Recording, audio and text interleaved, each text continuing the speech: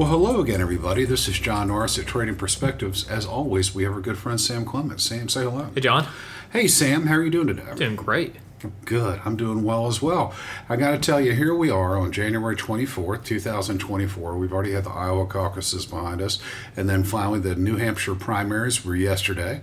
No surprise, Donald Trump beat Nikki Haley in the Republican contest. And Biden beat whoever's running up against him in the Democratic one. Now, the reason why I bring that up is ordinarily we do try to stay as apolitical as is possible, understanding that sometimes when we talk about economics and things just societal in nature, sometimes our politics kind of seep out, but we try to remain somewhat apolitical. However, in an election year like 2024 is, well, we're going to get asked a lot of questions about just what this means for the markets and what this means about the economy. So we are going to try to step as lightly as we can on the issue of, well, presidential election campaigns, and then just kind of see where it goes from there. After all, here I am, Gen X, Sam is Gen Z. I'm an empty nester. Sam is not quite a nester yet, coming up soon enough. And so we're going to have a little bit of fun, but this is also the point of the program where I say any opinions that we express from this point on and Trading Perspectives are ours alone and not necessarily those of Oakworth Capital Bank or any of its other shareholders, directors, associates, clients, all that good stuff. Right, Sam? I love it. All right, Sam. All right, here we are. A caucus down, a primary down. We're kind of almost down to two men standing. What is your take on this? My take on it is that it is important, even though it's almost guaranteed who the two candidates are. Okay. And it's important because it sets policy for the next 4 years. There's lots of trends you see in the market in election years, all this kind of stuff. So even if you know who is going to be the candidate for the two parties, even if you knew who's going to win the presidency, it's still an important thing and it's still worth following. Well, yeah, I mean, obviously right now the president really is not being challenged significantly in any way, shape, or form on the Democratic side. And maybe a lot of people could make that argument on the Republican side. But, you know, in the Iowa caucuses, Trump really did crush both DeSantis and Nikki Haley. DeSantis has since gotten out of the race. However, in the New Hampshire primaries, wasn't quite the whitewash that perhaps the Trump crowd was wanting, but it certainly won the victory that the Haley camp was wanting either. Do you think this gives Nikki Haley? How much time does it give her, frankly? I could see her staying in it longer than maybe some other candidates. I mean, she already. Yeah, I think she's it, isn't she? But in the sense of if other candidates polled where she did in this first one, I think she'll continue on, especially with South Carolina being her home state. That's kind of, I think, her last push. But again, I don't think this has really been a shock. It's gone exactly how kind of everyone... Pretty much everyone thought it was going to. Yeah, Trump didn't debate because he didn't need to, because he was by far the front runner, and the votes have essentially gone that way. Yeah. I mean, you have New Hampshire, you have Sununu, who was pushing for Nikki Haley. I mean, but all in all, he's still...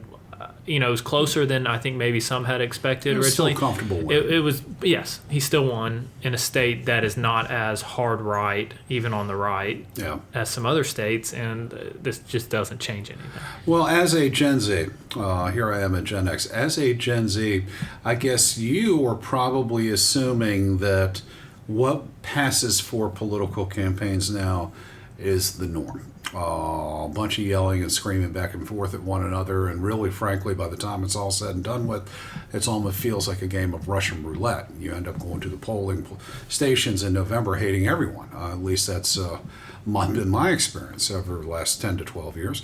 And I've got to sit back and maybe wax nostalgic a little bit. Obviously, during a presidential campaign or just a political campaign of any type, there's going to be mudslinging. There's just you're going to disparage your opponent, try to make them look somewhat like a fool, and in order for you to get elected, and all that bad stuff. But I would tell you that it does seem a little bit different, really, over the last few election cycles, and it does seem a little bit more mean-spirited. And it really, I think, in my estimation, just talking to other people my age, roughly my age, that the way things are and the way things have progressed, people are becoming far more disaffected and disenfranchised in the political system because it's kind of like, who do I vote for? I don't know. I'm so sick of all of them. And I would sit there and tell you that it's been quite a while since I or any of the people that I really kind of socialize with have felt really good about going in and saying, this is who I really want. This is the leader that I really want. And oftentimes it's just simply voting against someone else. So Sam, that's my experience with Gen X. Is it similar with Gen Z? Well, people are tired of it. I mean, it's just the same over and over and over again. I mean, it's two essentially octogenarians running against each other. It's just not funny anymore, is it? I mean, Bill Clinton was elected president 32 years ago, and he's younger than both the people running for president now. Have you seen him recently? He doesn't look so good. I'm not saying he does, but I'm saying there's been no new class of people. I mean, Biden's been around for decades in politics. Trump's, pushing 82. It's the same rhetoric over and over again. And what you said about people just getting tired of both candidates, it's the dialogue of, Biden saying, I'd love to, back in the day, take Trump behind a gym and beat him up, and Trump calling DeSantis Meatball Ron. And sanctimonious, I think. It's all so exhausting to the large majority of people, and I'm not sure that. And yet, it must play with someone. So, if it's not playing with your crowd, it's not playing with my crowd. Who's it playing with? I think there's always going to be the people. Just kind of a race to the lowest common denominator. Is that what? There's always going to be the people that are going to vote for one party, no matter who is. That's probably about 60% of folks, if not a little bit more than that. And it seems like candidates are playing more towards the base that is not going to change their vote than the people who may change their vote, which is so abnormal when you think about it. If there's two candidates, you'd think you'd want to go closest to the center to get the largest majority. It has not gone that way. It has continued to divide and get further apart. And is there any hope for the future? No. All right, and with that, no. No, I mean, there's not. Currently, it is. Well, in terms of the bench strength, in terms of what's in the bullpen, I would be inclined to agree with you. Because, let's face it, if there was any bullpen, we probably truly would not be faced with the choices that we're likely going to have during November. Well, it's just, even more so with the Republican Party right now, the polarization seems to be a plus right now. Well, I would say the same thing about the Democratic Party. But Trump was a full outsider, and this polarization pushed him in the office with a guy who was not typically that conservative, getting the Christian conservative movement for a guy who's arguably even a Christian. Well, yeah. So we're going to talk politics and religion right now. So I'm going to maybe steer away from that just a little bit. But I will tell you what has been kind of strange about it all. Is sitting there and watching this all play out it's almost as though we've fallen through the looking glass. I mean, Donald Trump and the Republicans are now for protective tariffs. I mean, that's not really a traditional Republican tilt. No. And the Democrats are all for globalism and immigrants and what have you, which wasn't necessarily what the Democratic platform was. And you're absolutely right. And now it's just kind of sitting around trying to scream at one another and just see who can scream louder, longer. And you feel as though that's going to be the person that's going to end up taking home the big prize. But when I sit back and take a look at it, I'm kind of wondering what ardent or strident voters on either side are really saying. And the truth, and the reason why I say that is because regardless of who wins in November, from day one, either man will be a lame duck. Mm-hmm. Meaning they're done. They can't run again, even if they live through the term for which they've been elected. They are a lame duck. So how are you going to push through all the policies that you want to have? Also understanding that from where politics is now, there doesn't seem to be terribly much compromise. No. And so you would almost have to have pretty foolproof control of both the House and the Senate for whoever is on 1600 Pennsylvania Avenue, in order to have any hope of really affecting any change outside of executive order. So, Sam, what is this all about? Well, even then, I'm not sure you have a ton of hope for getting things through. I mean, we had a Republican majority for a couple of years recently across all chambers, and not a lot of the things that were promised got done either. Well, the same thing with the Democrats. Exactly. So what is this all about? Why have we devolved into this? I mean, why is it seemingly falling apart? And I'm not trying to wax nostalgic, but I do know the way that it was. And while it wasn't perfect, while there always has been muckraking, I don't know if there has been the sense of sort of resignation or helplessness that we see, or at least I'm feeling anecdotally, from the American public. How did we get here? Not having bigger problems, bigger fish to fry, I would say. And do you also think that it's probably, maybe a little bit of the dumbing down of America, or the social mediaization of America, where you can get away with sound bites and you don't really have to defend your position? You can say something crazy and then go hide? And yes, and the social media is a huge part of that on both sides of it, that people are getting more of it, and it incentivizes saying things that are clip-worthy. And click-worthy, and that's the most important thing. You can go out there and throw something out there that you know is patently false, and you really don't have to pay for it. No. And so when either person goes out there and says stuff that they know is demonstrably inaccurate, then who's going to hold their feet to the fire? Yeah, and I think part of the problem, too, is, again, going back to the people don't have bigger fish to fry. I think part of the middle class has grown so significantly. Now, some would argue that it hasn't, but in terms of just overall wealth in the United States, our definition of middle class might not be growing significantly, but just when you take a look at it, I'm talking all over you, and I'm sorry about that, Sam.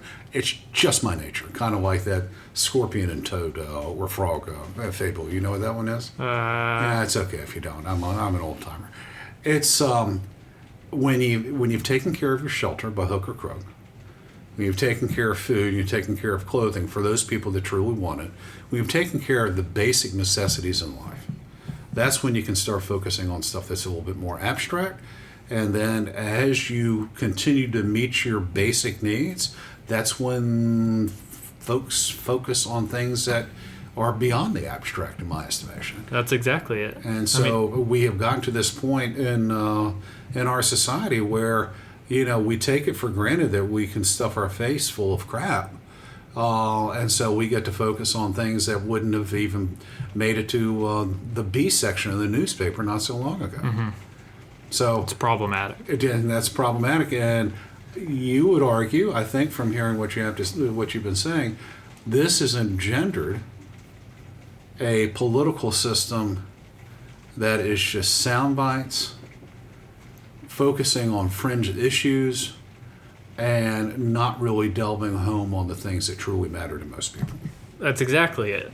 It's the fringe issues sell better to media, whether it's kind of like the good news or good publicity or bad publicity is good either way. It's focusing on those fringe issues. That's where the talking points are. That's what gets you on the front page of the news. That's what gets you trending on social media, all that stuff. And particularly now that you have campaigns tracking that kind of stuff, they can see how many people like something. Mm-hmm. How many and people just engagement. Repost or share or message, just overall engagement. And they see when the former President Trump goes out there and calls someone, let's say, a knucklehead, but probably even worse than that, all of a sudden you have people from all stripes going on there and reading the story, this salacious story about what so-and-so said about so-and-so, and there's just like this sort of just this human interest in the negativity of it, that people flock to it. And of course, if they flock to it, comment, share, thumbs up, thumbs down, otherwise engage with it, the campaign's going, this is what people want, so you know what? We're going to give them that much more of it. If people just ignored it and just said, I'm not going to pay any more attention to that nonsense. I'm not going to look at it. I'm not going to engage with it. You know what? Neither side would be giving us as much as they are. The two instances I think of the most for this, oh my gosh, this whether it's right or wrong, these statements that gain so much publicity are in 2016 Trump versus Hillary. Trump saying, Hillary's saying, I'm glad he's not going to be president. And he says, of course, because you'd be in jail. That went so viral and it legitimately impacted the polls. And then that along with, talking about using losses. And he said, of course I do. All the rich people do and all your donors do. And that resonated so much on social media. Things like that clearly have had an impact. Things like that clearly helped get him elected. Why? Well, I would say things that are even far more negative than that have helped him get elected. Sure. Because there's no such thing as bad news to some people. Exactly. And in politics, I'm not sure there is. And so when you take a look at all this stuff, people my age and older probably aren't as social media savvy. So I've got to go back, and I know that you're not the most engaged on social media for all intents and purposes. However, your generation is. How much do people that you know buy into the crazy comments on X, used to be Twitter, or just post on Instagram or whatever the social media of the day outlet is, and sits there and really does follow politics the way that one assumes they do? I have 2 points on that. One, I think older people, I won't say an age in general. I won't say a certain age and above, but people who did not grow up on social media, I think are more easily manipulated through social media. And we are about to have an impromptu. But everybody has that grumpy uncle or so and so who has stuff on. You have to understand, I am the grumpy uncle. I'm trying not to say that, John. Okay, fair enough. But that grumpy uncle that sees something on Facebook and it 50-50 shot it's even true or not, but because it's along with what they already believed, they're going to go along with it and get really angry about it. I think that is more easy to manipulate than people now that my generation, frankly, just I think take it with a grain of salt. That's not true. That's a bot. People go, that can't be true. That's a troll. Or they know to look things up after, like things that take 30 seconds to prove. And Twitter X is getting better at putting notes under things that aren't true. And so all this stuff, I think my generation is more involved in the political conversation, which is problematic, but I think they're arguably less manipulated, at least by the easy stuff. Well, I got to tell you, in terms of manipulation, Lord knows I have tried to manipulate my parents. Blessed to have them both still alive. My father's 87. My mother is a certain age that I will never mention on this podcast or anywhere. You simply don't do that with a lady's age. I'm just going to tell you that. In the past, I have sent stuff from The Onion and the Babylon Bee, typically those things that are really the most ridiculous regarding politics, and I've sent them to my father in order to get a rise out of them. Because sometimes, with those satirical websites or apps, they can seem kind of believable. Mm-hmm. And I guess that's kind of what makes it funny. And boy, does he go ballistic on that stuff. I mean, just absolutely, I can't believe what this country's coming to. Back in my day, all this stuff that you hear me say, my father says to me, and it's kind of one of those deals. It is kind of funny in that regard. I get kind of a weird sort of morbid kick out of it, if morbid's the right term. So it's not terribly hard to believe that there are plenty of trolls out there, plenty of people that are opening up bogus accounts and just throwing out this garbage just to get a reaction. Yeah. How widespread do you think that is? I don't even know the word for it. It's everywhere. Ubiquitous. Ubiquitous. That's a good word. Omnipresent. Omnipotent. That too? Maybe. So I guess. And this is obviously coming to politics. Now, in terms of just the election this year, and I've gotten this question maybe a fistful of times thus far already in 2024. And we've seen the markets. Markets have not fallen apart in January as much as we would have thought. Economy should still continue to grow this year. The Federal Reserve will probably cut the overnight lending target, not as aggressively as our real estate developer friends would like. All told, it proves to be an okay year. Hopefully, good Lord willing, and the creek doesn't rise. Nice Southern expression like that. How much of an impact do you think the presidential campaign is going to end up playing on the financial markets this year, if any at all? I think it's frankly even less about the campaigns and more the fact that there is an election. I think that impacts what the Treasury's doing. I think it impacts what the Federal Reserve is going to do. I think it impacts a lot of things that in groups and things that don't want to rock the boat in an election year. Yeah. So I think that's a big chunk of why elections tend to have trends, or election years tend to have trends. And I've told people that have asked me that question, I said, I think the markets had already kind of baked in that it's going to be a Trump versus Biden a redux or number two or what have you. So, investors aren't paying too terribly much attention to that. It's we'll have to see as we get a little bit closer to it exactly what the policy issues are going to be coming out of the conventions, and that will have a much bigger impact over just the sheer personalities that are currently running. What is the platform going to be, and will either party be able to impose their platform, whatever it is, on the American population, less on the presidency and more on who carries the House and the Senate? I agree. That's what I've told people. So oftentimes, the presidential elections, the candidates get all the headlines, but a lot of the work and a lot of the meaningful stuff is actually done at the House and Senate side, and we just don't talk about that quite as much because, there's too many of them, and then also, Trump and Biden just keep us so entertained, or lack thereof, with all their various comments and negativity about one another. Yep. Tell me I'm wrong. I agree. There's no trading perspectives here? Nope, not this No time. generational differences? Not this time. Well, shoot. All right. So, guys, we've got a full year of this, and by the time we get to November, very real chance that many of us will be saying this is like playing a game of Russian roulette. However, it's better than the alternative, and that's not having a choice at all. Now, with that being said, we always love to hear from you. Also, if you have any comments or questions, please, by all means, let us know. You can always drop us a line at tradingperspectives@oakworth.com, or you can leave us a review on the podcast outlet of your choice. As always, if you're interested in reading more or hearing more of what we have to say, you can go to oakworth.com, OAKWORTH.com. Take a look underneath the Thought Leadership tab and find all kinds of exciting information, including links to previous Trading Perspectives podcasts, to our blog/newsletter Common Sense, and to our new quarterly pieces, which is just out, Macro and Market. It's out there, and if you want to just subscribe to them and just not have to go to the website all the time, well, by all means, just go to the front of the website one more time, take a look down at the bottom of the page, and there's a little menu button saying subscribe to our publications, and you will be able to do so. All right, with that, Sam, anything else you want to say today on this topic? Understand we will probably revisit it at some point. That's all I got for now. That's all I've got today, too. Y'all take care.